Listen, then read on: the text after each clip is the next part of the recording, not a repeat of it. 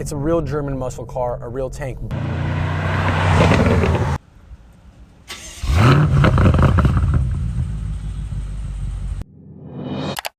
What's good, guys? This is Rio, and today I'm in a 2021 BMW M850i, the big daddy of the BMW lineup, at least the 8 Series is.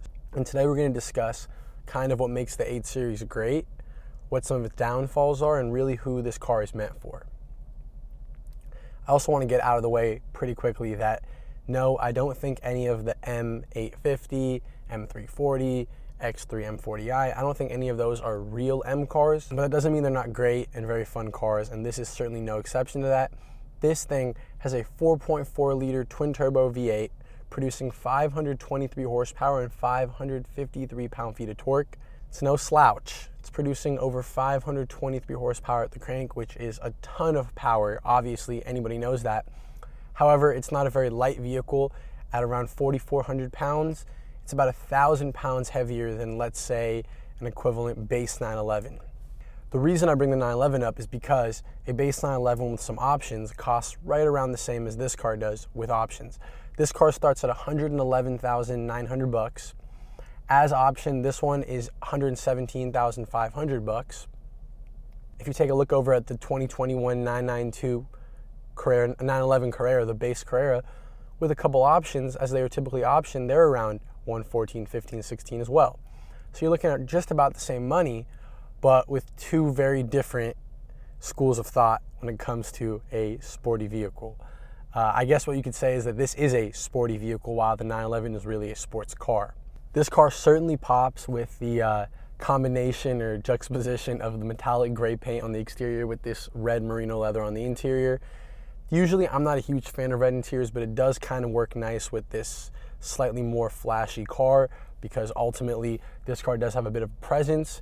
Although it's not a real M, it's certainly an exciting car to drive, and I want to go drive it a little bit more. So let's get it out onto the road and we'll discuss some more about what really makes this car special. All right, so pulling this M850i out onto the road, I'm immediately noticing a couple of things I really like and a couple of things I don't like so much. And it's important to note that, again, this is all-wheel drive, it's X-Drive. All M850i's only come in X-Drive. So the thing that I immediately noticed that I really like is the car is very, very easy to drive. I just got out of an X5M last week. I'll link that video up above. And obviously this is a coupe with the BMW Carbon Core tech that gives you a very sturdy chassis feeling. However, this is certainly no M car, and that's just immediately apparent despite the horsepower numbers or figures, just that in nature it feels more similar to an M light car because it is an M light car. It just happens to be the top of the line M light car. So by being kind of like an M light, the car is incredibly easy to drive. When it's in comfort mode, it kind of stays quiet as long as you don't floor it. It doesn't feel super jumpy. The car is very, very easy to drive in that sense. However, a couple of things I don't like when you have it in comfort and when you're driving it in a very calm fashion is that it very quickly jumps into auto stop start. It'll quickly shut the engine off. I'll be barely coming to a stop, it'll shut the engine off. Like, I'm not sure if you guys can hear, but I'll try right now. I'm slowing down 10 miles an hour, 5 miles an hour, 4 miles an hour. Oh, it didn't even do it right now. Oh, classic BMW. But seriously, it will shut the engine down a little bit quicker than I'm expecting too often when it's in comfort mode. And the steering actually, you know, it feels heavy, which I like, but it also feels very numb. And I think that's classic BMW steering, unfortunately. When you put into Sport Plus, the excessive heaviness that I personally really like kind of makes up for how numb it feels, but ultimately in comfort it feels very numb and very dead on center, very dead on center where I can just kind of mess around and nothing's happening. So with that in mind, let's put it into Sport Plus, and suddenly the first thing I notice is how loud the car gets. I'm not sure if you guys can hear that, but it's burbling immediately.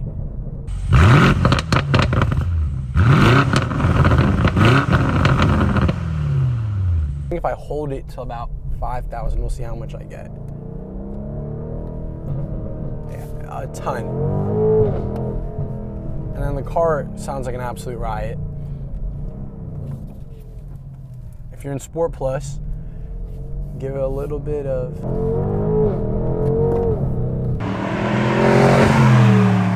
But yeah, you put it into Sport Plus and the entire character and nature of the car changes.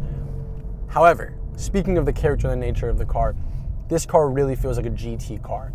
So I also reviewed a 911. It was a 991.2, so the the facelift of the previous generation 911. But if you check that video out, I'll link that above as well. If you check that out, that really felt like a true sports car, a very pure sports car. This, I would say, is a very sporty car, an exceptionally sporty car, but it feels like a GT car. And the driving position in this car is fantastic. Like, this is what I call a comfortable GT car seating position. I feel cooped up, cozy. Now, visibility tends to suffer, especially with the exceptional sloping roofline of this car. I have, very little headroom for the rear seats. Not a ton of leg room either, so I would say the rear seats are a little bit pointless, but you could definitely squeeze someone in there, especially if you scoot up. You gotta do what's necessary. We gotta do a quick, because it's a small car, we gotta do a quick tall boy test, and then we'll get back to the car. So here's the tall boy test.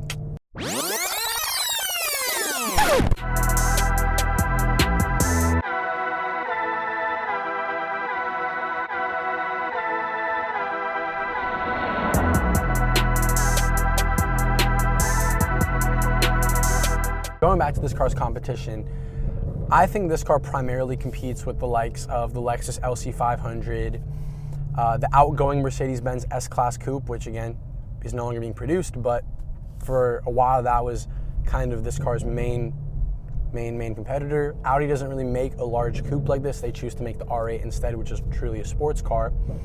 But I guess, and for me, you could really compare this to a base 911, especially a 992, base 992, 911.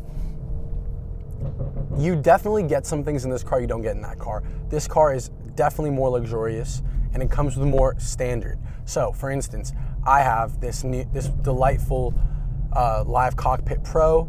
The one thing I don't like is that the tack is reversed, so it goes the other direction. But aside from that, you have a beautiful touchscreen here. It's much larger than the one in the Porsche, and I think the UI is better. It's the iDrive 7 system, so you can speak to it. You can say, hey, BMW, and it'll listen, it'll respond, you can dictate information to it. You get a head-up display standard in this car, which puts the tack on the head-up display, so that's really nice. Give it a little rip here. Yeah, I mean, this thing's an absolute missile. No denying it. It has that tank feeling because it's not a super light car.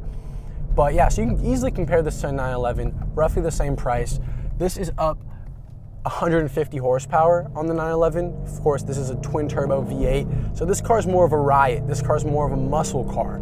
You know, you put your foot down, I'm gonna put it in sport, and if I put my foot down in this car, I'm just cruising along, I'm chilling, but I put my foot down, like, that's a muscle car, you know? The way it picks up speed, the sense it gives you, the noise it makes, it's a real German muscle car, a real tank. But the Porsche then is from a different school of thought and a different exercise, which is that it's this light, 1,000-pound lighter car. It's of course a flat twin turbo 6, but it's a more nimble, playful, and that car feels like more of an occasion. This car feels more luxurious. Practicality wise, sure, this does have a trunk. This does have a slightly bigger rear seat. They're both very impractical when you compare them either to similar size and price sedans, cars like a BMW M5 for instance. That car is way more practical, but really when you start comparing them to now what everyone wants, which are SUVs, cars like the X5M, you can't even come close. I mean, that's obviously a given, but it's a world of difference. And I noticed it, like I said, just coming out of a sedan, getting into one of these. Rear seat legroom, gone. Rear seat headroom, gone. Trunk space, all right. This better than the Porsche, but neither great. This particular car does have some options though that make it feel even more luxurious than a base 911. For instance, for $300 you can get carbon trim in the center part here in the interior. I think it's worth it. The carbon fiber looks really cool. For about $650 you can get Alcantara headliner. Usually that to me is kind of like a wash. I would say with how low and sloping this roofline is, it is nice to have Alcantara because you're gonna spend a lot of time really close to it, at least if you're taller like I am. I am right next to this headliner, so I like it being Alcantara. Again, it adds the premium feel. This car also has glass controls, which are $650, but they make the car feel a bit more premium, and again, help it stand out from the rest of the BMW lineup. Worth the price, in my opinion, on a car at this level. You have leather all across the dash, the lower dash, the entire door card. So much like the X5M that I reviewed last week, this car really does feel more premium than I was expecting, and it feels like a step above BMWs of the previous generation. Here are a lot less scratchy plastics, and that's a welcome addition to a car at this price range, especially competing with some other very luxurious vehicles. This car also has a $3,400 Bowers & Wilkins system, which sounds super nice, especially in this coupe body. You get a ton of feel and sound, and I would say if you like music, it's kind of a no-brainer, but it is a bit pricey. I think the standard system is Harman Kardon, and it's definitely not bad.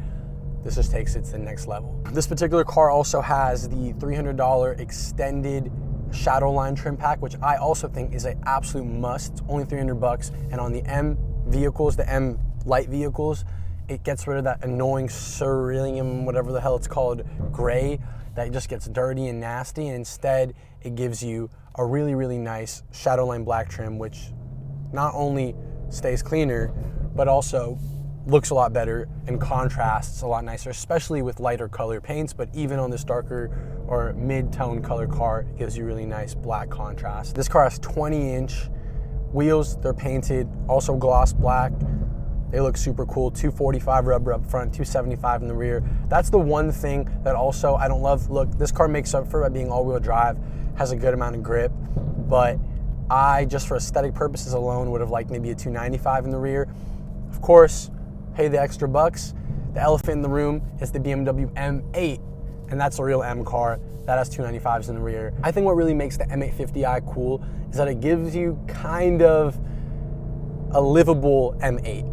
It's not that you can't drive the M8 on the road, of course you can, and the coolest thing the M8 has going for it is you can put it into rear-wheel drive mode, and you can drift it and have fun with it if you're that kind of person. But aside from that not being an option in this car, this is a point-and-shoot version of it, a more everyday man's M8.